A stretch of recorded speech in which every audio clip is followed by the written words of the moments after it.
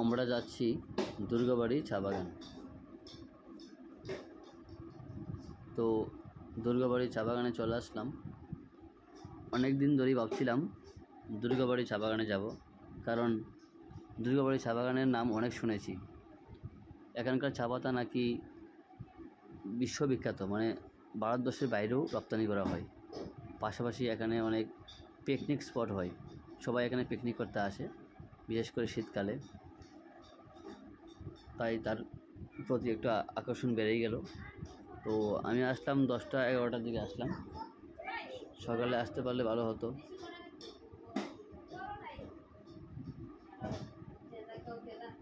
বাগানের সৌন্দর্য সবাইকেই আকর্ষিত করে।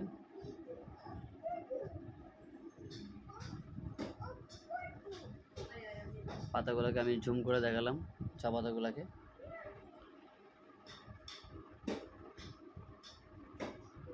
এখন আমরা যাব কারখানার দিকে, যেখানে পাতাগুলোকে সংগ্রহ করে চা পাতা বানানো হয়, তারপরে প্যাকেট করে বাজারজাত করা হয়। তো বাগানের দুদিকে বাগান, মাঝখানে রাস্তা, খুব সুন্দর দৃশ্য এটা।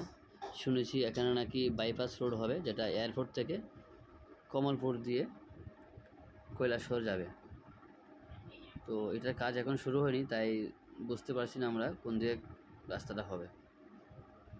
তো বাগানের সাইড সিনগুলো এটা। এখানে কিছু ঘর দেখতে পাচ্ছি, এগুলো মনে হয় কারখানারই কোনো না কোনো একটা অঙ্গ, এই ঘরগুলো। তবে মেইন যে কারখানাটা সেটা হচ্ছে সামনের এই ঘরটা।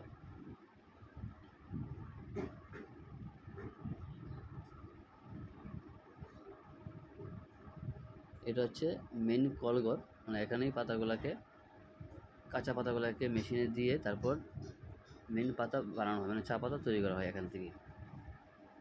তার আশেপাশের সিনগুলা।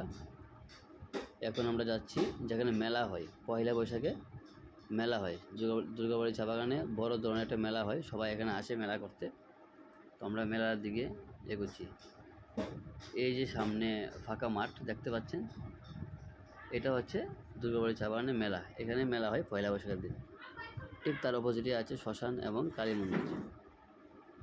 এই জায়গাটা খুব ভালো, ফেমাস, কিন্তু এখানে আসতে পারেনি কোনো দিন। তো আজকে আসলাম, কিন্তু মেলার সময় আসতে পারেনি। তো পয়লা বৈশাখে যখন মেলা হয় তো চেষ্টা করবো একবার আসতে।